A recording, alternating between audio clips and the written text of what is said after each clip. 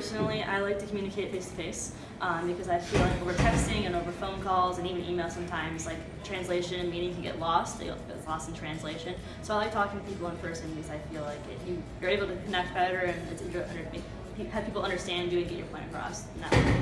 If I can't have face-to-face communication, I prefer to use like the telephone, like actually physically talking to them, because there's no miscommunications. Usually you can hear the inflection in their voice. So as a current comm student, I prefer to communicate personally. Like I like phone calls a lot. I feel like those are really effective. For me, if I'm trying to reach someone really fast, I think a phone call or even a FaceTime, you can even see them face to face, is very effective.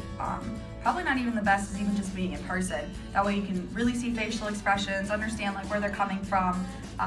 Face-to-face communication is probably the best, but if you're not with each other, FaceTime or even a phone call is better than the common text messaging or emailing, just so you know exactly what page people are on.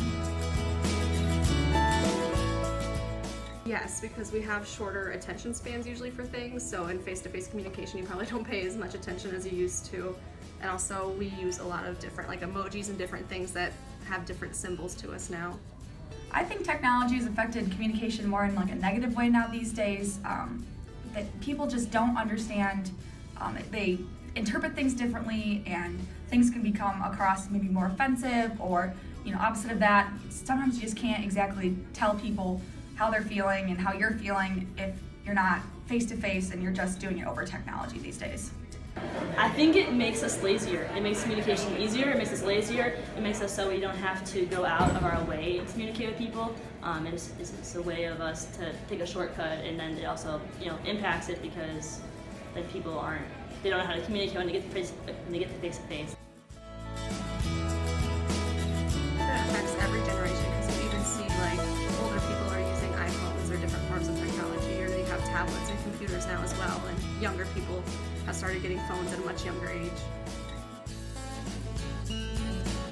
So I think screens have affected listening more also in a negative way, because people are just prone to, a lot of people like to multitask these days. So when you're on your phone and somebody's trying to talk to you, and if you're texting, you're just focused on your text conversation and maybe zoning out from what your friend is saying to you, and you're just learning to kind of listen but not exactly really take in what they're saying these days, because you're more focused on your screen, your social media, and your text conversation outside of actual real world conversation.